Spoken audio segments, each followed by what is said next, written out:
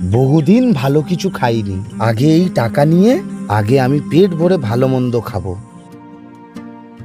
গায়ের জামাটাও বড্ড ছিঁড়ে গেছে।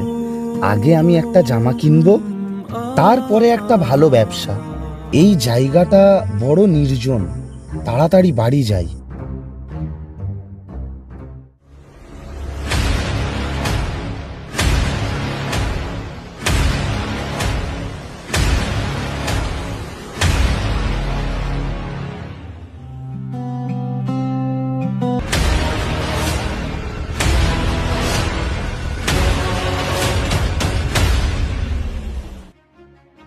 এই তোকে ভালোই ভালোই বলছি, তোর কাছে যা আছে আমাকে দিয়ে দে।